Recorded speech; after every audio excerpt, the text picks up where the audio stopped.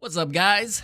We made it. We made it to the final four. We've got all four of the champs from each region, and they are here in Lithlad to duke it out for the crown. Now, first things first, if you have not seen parts 1 through 4, you gotta watch those first. There are big spoilers in here as far as who wins, who makes it this far. So please, please, please go check out 1 through 4 if you haven't seen those ones first. If you have seen those ones, I hope you enjoy the fights. And afterwards, if you stick around, I'm gonna be going over what I learned and my biggest takeaways and what performed better than I thought and what performed worse than I thought and stuff like that. So without further ado, let's get into it. Let's look at our 4 champions and pick which one I think is gonna win it all. My name is Park Attack. Let's get going. All right, guys, so here I've got our 4 regional champions all in the garrison, ready to be put into Lithlad and to fight in the final 4 to see who is the supreme champ.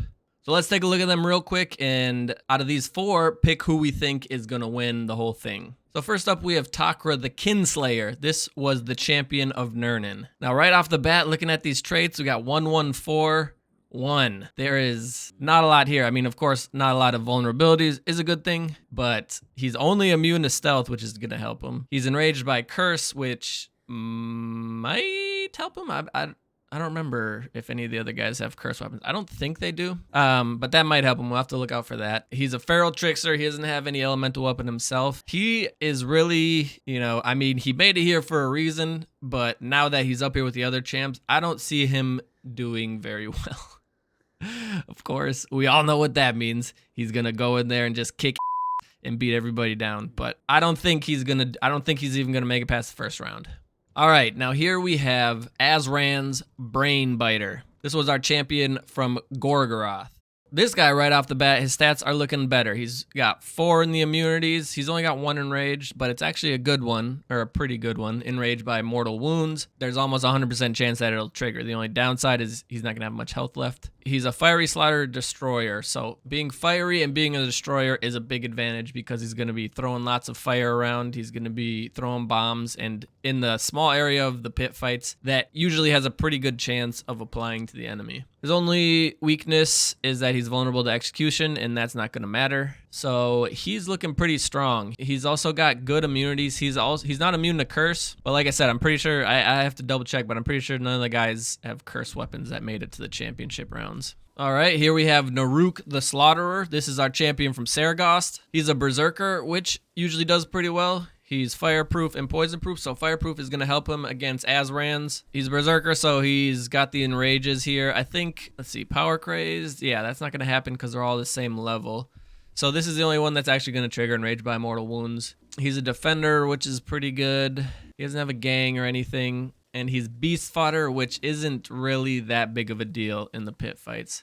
So he's another strong contender. He is fireproof, so he's got a chance to take down Azrans. But let's take a look at our 4th and final championship round contestant. All right, so here we have Grisha the Harrow, or Harrow. I still haven't figured out how to say that. This is our champ from Cirith Ungol, the very first round that we had. We didn't think he was going to make it very far because he's got a fiery weapon and he's got a fear of burning. But he is a slayer and a hunter, which is a good combination. So he could do pretty well. Him being dazed by fire is a pretty big weakness if he has to go up against Azrans. And I think Azrans is just a little stronger overall.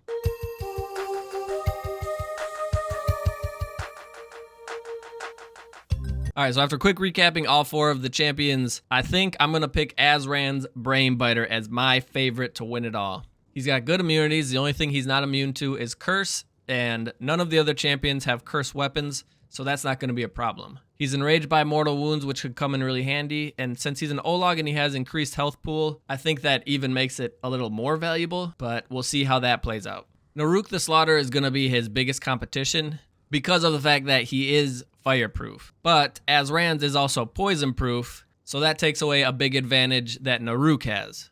If he goes up against Grisha, I think he's going to have a pretty easy time as they both have fiery weapons, so there's a good chance that Grisha is going to end up on fire, which is going to daze him, and I think Azrans will be able to take advantage of that. And if he ends up going up against Takra the Kinslayer, well, the only thing he's really got going for him is that he's enraged by curse, and that's just a non-factor, so I think Azrans would just come out on top for multiple reasons there. Let's hop into it. Let's throw these guys together and see who comes out on top. Round 1, fight. All right, guys, here we go. For the first matchup, we have Grisha the Harrow, the Cirith Ungol champ, against Takra the Kinslayer, the Nurnin champ. I think Grisha the Harrow wins this one as he's got a lot more strengths and a lot more things going for him than Takra the Kinslayer has. If he sets himself on fire, he might lose, so let's hope that that doesn't happen. All right, here we go. 2 champs from 2 different parts of the world meeting in the middle. Let's go. There we go. There we go, Grisha. Don't even f around, man. Don't waste time. Oh my gosh, it's already over. Takra, how did you make it this far, man? How did you make it? Oh, wait. Wait. Wait. Oh, wait. Okay, he's got crossbows too. Look at this guy. He's not even gonna let him touch him. Oh my gosh. And this guy was a fucking champ. Can you believe that? Look at all those arrows in him. Oh my gosh. All right, well, there we go. 10 seconds.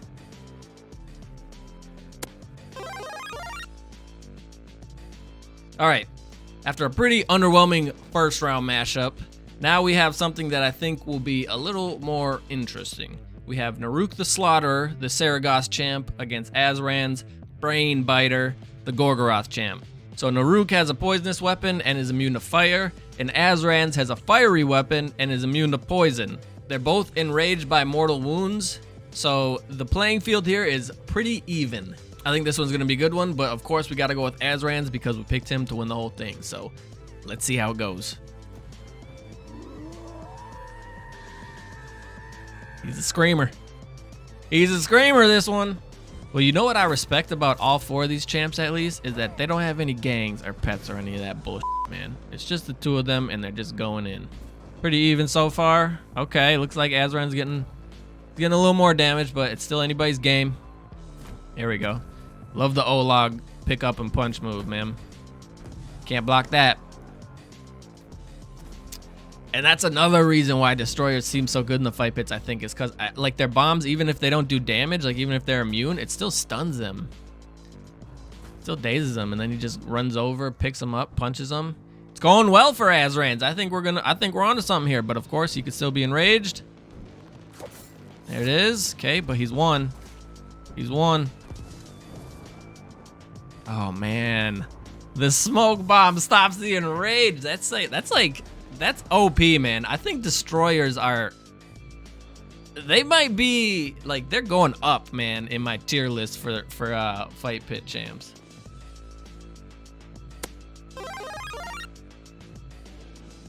All right, ladies and gentlemen, here we are. The final match to determine who is the best pit fighter out of 64 randomly selected orcs. We have Grisha the Harrow, the champion of Cirith Ungol, against Azran's Brain Biter, the champion of Gorgoroth. Like we said previously, if Azran's gets to go against Grisha, I think that's a shoo-in for Azran's because he's got a fiery weapon, Grisha's got a fiery weapon, and Grisha the Harrow is dazed by fire. So if he pulls off a win, that would be a pretty good upset. So I'm feeling pretty good about Azran's Brain Biter being the grand champ. Let's see how it goes. There you go, Azran. Just scream at him. That mine's been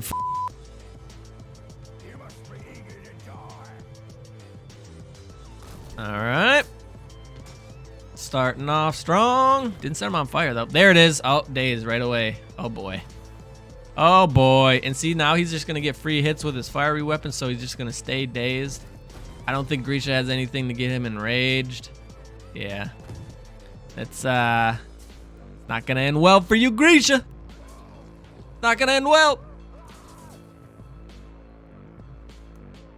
Wow.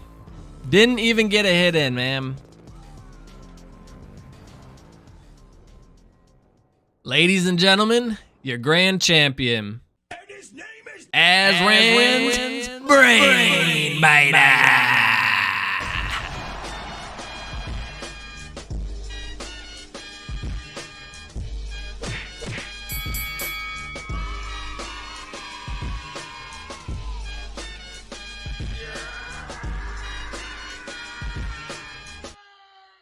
All right, guys, so now that it is all said and done, let's talk about what I have learned along the way. Now, a lot of you may already know that I've played this game for a long time. I've put lots and lots of hours into it, so this is not by any means my first experience doing pit fights on a large scale level, but it is kind of the first time that I've done them all at once, and with all of them just being normal captains as opposed to legendary. Usually when I'm doing pit fights, it's because I'm taking a legendary captain and I'm trying to put them into a fortress to infiltrate them for a siege. So this is really the first time that I've taken a bunch of normal guys and put them together.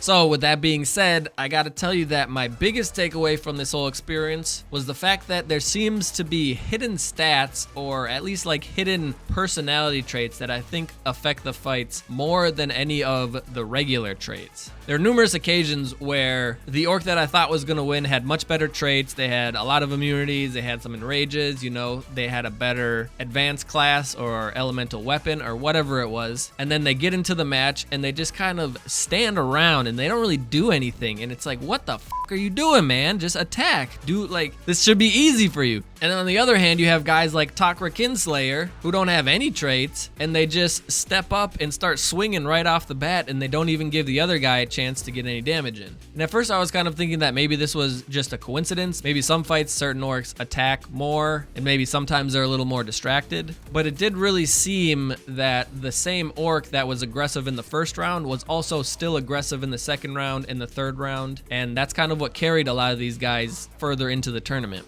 I'm not really sure if this has any effect outside of the pit fights. So I don't know if looking for it in the pit fights and then taking it out, like into sieges or whatever else you might be doing, will be advantageous. It's just kind of the thing that stuck out the most to me this tournament. Another thing that I noticed, and this kind of goes along with that point, is that the actual traits that you can see don't always seem to be as impactful as I thought they would be. I think this is because you see something like one of the guys has a fiery weapon and the other guy is not immune to fire. So I would always automatically think like that's a huge advantage, because he's gonna be just, you know, anytime he hits him, he's gonna be setting him on fire. That's gonna be extra damage. And the other guy doesn't, you know, the other guy might not have any advantages over the guy with the fiery weapon. But then what actually happens is they get into the match. The guy with the fiery weapon is too busy fighting the ads, or he's just not doing anything at all, or he's constantly getting stunned by the smoke grenades or whatever. And then he doesn't even get a single hit in, which doesn't take advantage of his traits. I kind of noticed that the more aggressiveness and like the always attacking and not letting the enemy get any hits in always seemed to kind of negate those types of advantages. Now, if it were one of them had a fiery weapon and the other one was dazed or vulnerable to fire, where one has an advantage and the other one has a distinct disadvantage to that advantage, then that did seem to change things, because we saw that in the championship round where Azran's had the fiery weapon and Grisha was dazed by fire. So in those types of situations, it is a big deal, but just simply having good all-around traits didn't seem to be as much of an advantage as I thought it would be. Now, another thing that I had noticed in this tournament, as I had mentioned before, most of the times that I'm doing pit fights just while I'm playing the game is with legendary orcs. So since this one was with all normal orcs, and this is a complete theory, I don't really know if there's any truth to this or not, but it felt to me like the normal orcs were a lot more inconsistent than legendary orcs. For example, if you have a legendary orc that has really good traits and you think that they're gonna do well in the fight pits, it feels like it's a lot more consistent and there's a lot better of a chance that they are gonna have success. Whereas with normals, it seemed like someone could look really good, but then they ended up doing a lot worse than I thought they were gonna do.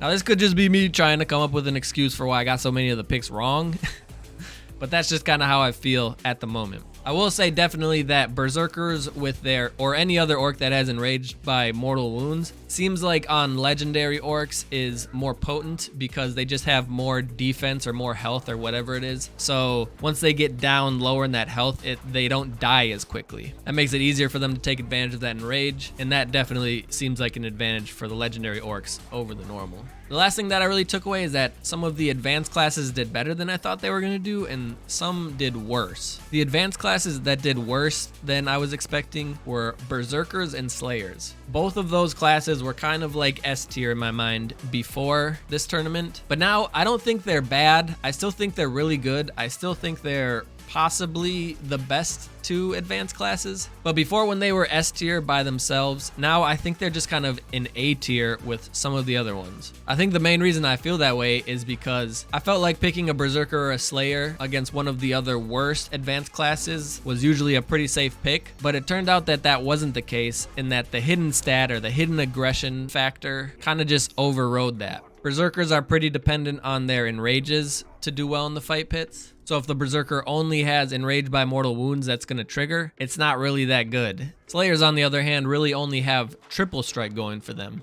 It's a really good attack, it's easy to land, and it does a ton of damage, but there were multiple times where I had a Slayer in a fight and he just never did it. Some of them had hard times getting off any attacks at all, let alone getting off one of their special attacks. A couple of the advanced classes that I think did better than I anticipated were Assassins and Destroyers. Now, before the tournament, in my mind, Assassins were always kind of like the counter to Talion because they always have no chance. Of course, that doesn't mean anything in the pit fights where none of the orcs have a second chance. But what ended up being their saving grace in the pit fights was Agile. That trait allowed them to dodge so many more attacks than I was anticipating or that I was thinking would happen. And it really proved to be a really good defensive ability for them, along with the fact that they have their lunge attack, which is kind of a hidden assassin's trait. Early on in the tournament, it kind of dawned on me that Destroyers were actually better than I thought they were because of the fact that pit fights is a small confined space and they can hit their bombs pretty easily. But then at the same time, I thought if the guy they're going up against has an immunity to their element, then it doesn't really matter. Towards the end of the tournament, I started to realize that it does matter because even if they're immune to the damage in the element, it still seems to stun them or stagger them a little bit, which ended up being huge. I mean, you guys saw it today with Azran's. He's just throwing bombs like left and right. They're not really doing any damage or anything, but they're staggering the enemy and he's just picking them up and punching them. It's kind of crazy how effective that ended up being.